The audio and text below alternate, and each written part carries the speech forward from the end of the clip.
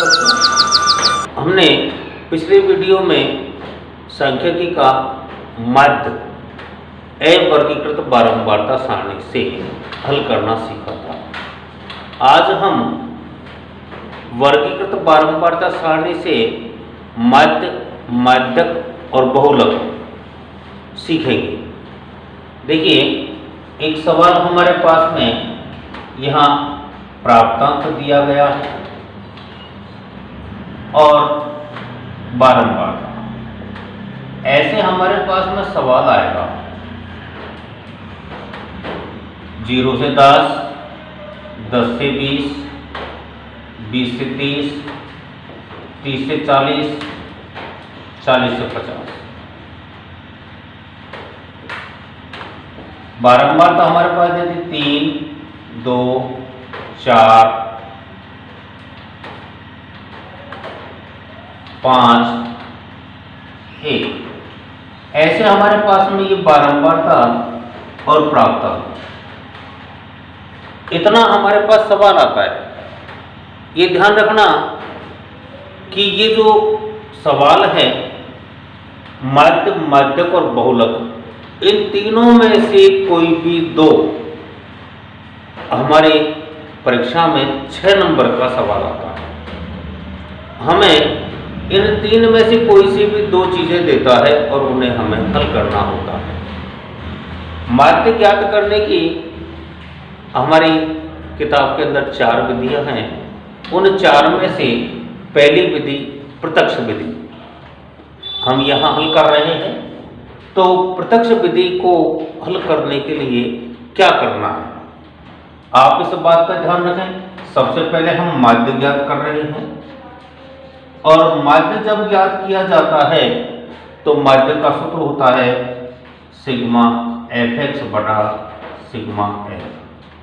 अब सबसे पहले हमको x ज्ञात करना है और x हम कैसे ज्ञात करते हैं, हम इस बात को देखते हैं।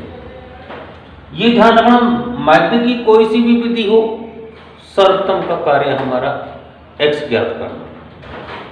अब हम x, जिसे हम मध्यमान के नाम से भी जानते हैं, तो हम किस प्रकार से इसको ज्ञात करते हैं। देखिए, x जो है ये प्राप्तांक से ज्ञात किया जाता है।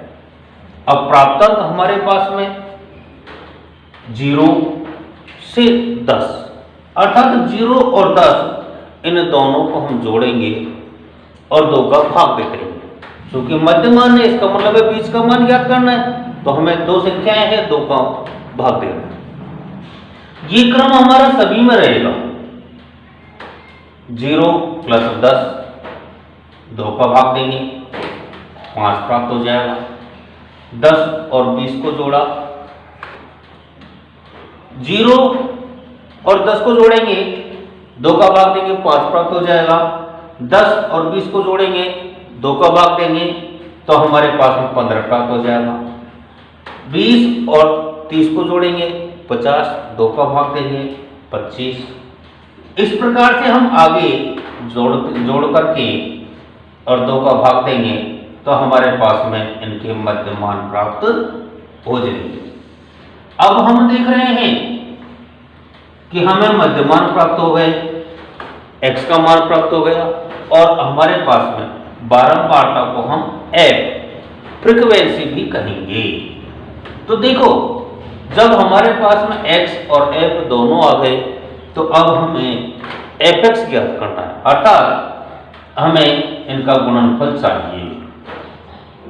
तो हमें किस किस को गुणा करना है, f और x को गुणा करते हैं। 3 गुणा 5 15, 2 गुणा 15 30, 25 चौके 100, 35 पंजे 175 और 45। अब हमें क्या करना है, सूत्र के अनुसार से देखते चलेंगे। क्योंकि ये सिग्मा का जो निशान है जिसके लगता है हमको उसी का जोड़ करना है। तो हमारे पास में fx, अर्थात fx का हमको जोड़ करना है। तो यह fx हमारे पास में है, इनका हम जोड़ करेंगे। 5 और 5 10 और 5 15, 2 और 3 5 और 7 12, 12 और 4 16 हासिल 1, 1 और 2 3। इसके अलावा किसका करना है? f का योग करना है। तो f का जब हम योग करेंगे तो हमारे पास हो जाएगा 3 और 2 5, 4 9 और 5 14 और 1 15। अब हमें माध्य ज्ञात करना है। तो माध्य ज्ञात करने के लिए हम सिग्मा fx में सिग्मा f का भाग देंगे, अर्थात 365 में हमें 15 का भाग देना है। तो हमारे पास कितना प्राप्त हो जाएगा? हम देख रहे हैं 15 दूनी 30, बच गए 6, 15 चौके 60, 5 बच गए, 50 में हमने 15 का भाग दिया, 15 3 45 और फिर 3। ऐसे हमारे पास में 24.33 माध्य प्राप्त हुआ। एक बार देखेंगे, यहां ये प्रत्यक्ष विधि हमारे पास में है, ये ध्यान रखना है, क्योंकि इसके अंदर एक से अधिक विधियां हैं, इसलिए हमें सवाल के अंदर जैसी विधि के लिए कहा जाए उसी विधि का प्रयोग हमको करना होता है। तो यह प्रत्यक्ष विधि में हमारे पास जो सवाल देगा उसमें प्राप्तांक और बारंबारता हमको देगा। प्राप्तांक में हमने देखा कि यहाँ वर्गीकृत बारंबारता सारणी है, इसलिए 0 से 10, 10 से 20, 20 से 30, 30 से 40 और 40 से 50। और बारंबारता हमको दे रखे 3 2 4 5 1। हमें माध्य ज्ञात करने के लिए सबसे पहला काम हमारा मध्यमान ज्ञात करने का है, जो अभी आपको बताया था।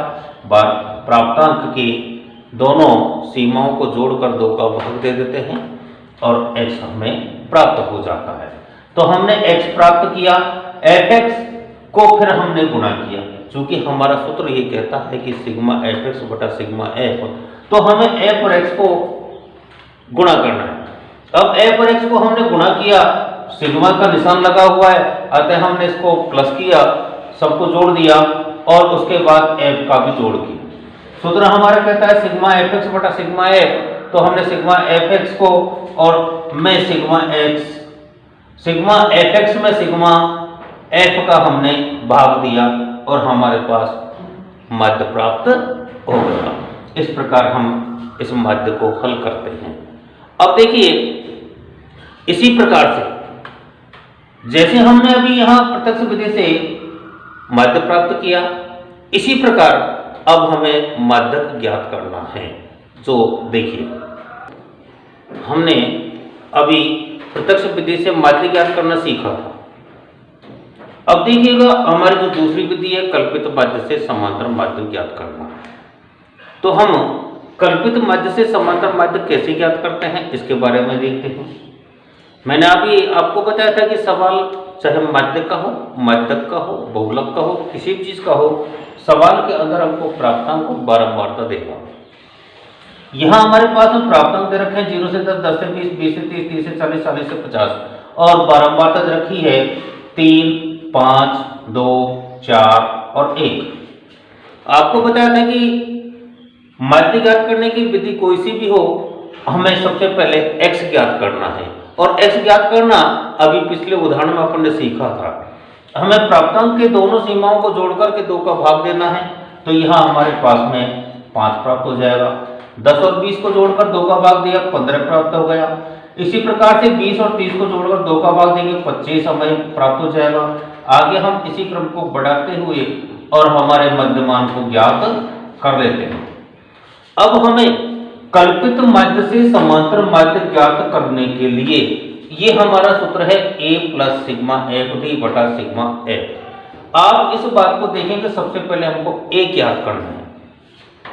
a हमारा इस मध्य मान में से कोई से भी मान को मान सकते हैं, 5 15 25 35 45, किसी को भी हम मान सकते हैं। लेकिन अगर मान लीजिए हम इस बात को सोचते हैं कि हमारा मान निश्चित रहे, हमारा किसी सवाल के अंदर गड़बड़ नहीं हो, तो हम एक बात का ध्यान रखेंगे, जहां सबसे बड़ी बारंबारता होती है उसी के विचर का मान हम ले लेंगे, तो हमें और ज्यादा सुविधा रहेगी। तो हमने देखा कि यहाँ सबसे बड़ी बारंबारता 5 है और 5 के विचर का मान हमारे पास में 15 है। तो हम कल्पित माध्य बराबर a कितना ले लेंगे 15। तो माना a बराबर 15 है। जब हमारे पास में a का मान आ गया तो अब हमें किसका मान ज्ञात करना है d का, और d का मान ज्ञात करने का एक सूत्र होता है x माइनस a। अर्थात हम सबसे पहले देखेंगे कि यहाँ प्राप्तांक से हमने a प्राप्त किया, प्राप्तांक से हमने x प्राप्त किया और x से हमने d प्राप्त करना है। तो हम d कैसे ज्ञात करेंगे x माइनस a। हमने देखा x हमारे पास कितना है 5 और a का मान कितना है 15। 5 में से 15 माइनस करेंगे तो हमारे पास माइनस के 10। 15 में से 15 माइनस करेंगे तो 0। 25 में से 15 माइनस करेंगे 10। 35 में से 15 माइनस करेंगे तो 20। 45 में से 15 माइनस करेंगे 30। अब हमने x का मान प्राप्त किया, d का मान प्राप्त किया, अब हमें fd चाहिए। अब fd ज्ञात करने के लिए हमें क्या करना है f और d को गुणा करना है। तो हमारे पास में fd। अब fd को हम कैसे करेंगे देखेंगे। ये तो है f हमारे पास बारंबार था और ये है d। तो देखिए 3 गुणा माइनस 10 करेंगे तो माइनस का 30। 5 को 0 से गुणा करेंगे तो 0। 2 को 10 से गुणा करेंगे तो 20। 4 को 20 से गुणा किया 80 और 1 को 30 से गुणा करने पर 30। अब हम देख रहे हैं कि हमारे पास यहां पर योगफल ज्ञात करना है और हमें यहां योगफल ज्ञात करना है। और योगफल ज्ञात करने के लिए हम देख रहे हैं कि यहां पर हमारे पास प्लस की भी संख्याएं हैं और माइनस की भी संख्याएं हैं। तो हम प्लस वाली कितनी है देखो 0, 3 और माइनस के 30, अर्थात हमें प्राप्त हो गया 100। अब सिग्मा एफ डी हमारे पास प्राप्त हो गया। अब सिग्मा एफ हमें ज्ञात करना है। तो देखो इसको भी एफ को जोड़ लेते हैं। 3 और 5 8 और 2 10, 4 14 और 1 15। अब हमें माध्य ज्ञात करना है। तो हमारे पास जो मान जिन्हें हमें चाहिए, जो मान हमें चाहिए वो हमने यहां पर प्राप्त कर लिए हैं। अब इन मानों को हम क्या करेंगे हमारे सूत्र में जमाएंगे। तो देखो a का मान हमारे पास 15 है प्लस सिग्मा एफ डी हमारे पास 100 है और सिग्मा एफ का मान हमारे पास 15 है। अब क्या करना है हमको इसको हल करना है। 15 प्लस यहां 5 से काट लेते हैं तो ये 20/3। अब हम देखते हैं कि 15 प्लस 20 में हमने 3 का भाग दिया तो हमारे पास में 3 छक्के 18 फिर 6 और इसको हम क्या करेंगे जोड़ लेंगे। 15 और 6 21.66 जो हमारा एक माध्य प्राप्त हुआ। देखिए एक बार फिर इसका दोहरान हम इसको किस प्रकार से ज्ञात करेंगे।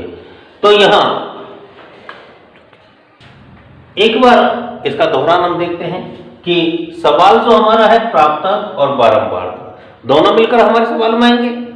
उसके बाद प्राप्तांक से हमने मध्यमान x प्राप्त किया, x से हमने d प्राप्त किया और हमने पहले a प्राप्त किया। आपको बताया था कि a इस x के मान में से कोई सा भी मान हम ले सकते हैं, परंतु हमारी एक निश्चितता रहे इसलिए हमने सबसे बड़ी बारंबारता का चयन किया। सबसे बड़ी बारंबारता का जो विचर का मान है उसे हमने x मान लिया और इस प्रकार से हमने x माइनस a करते हुए d प्राप्त किया।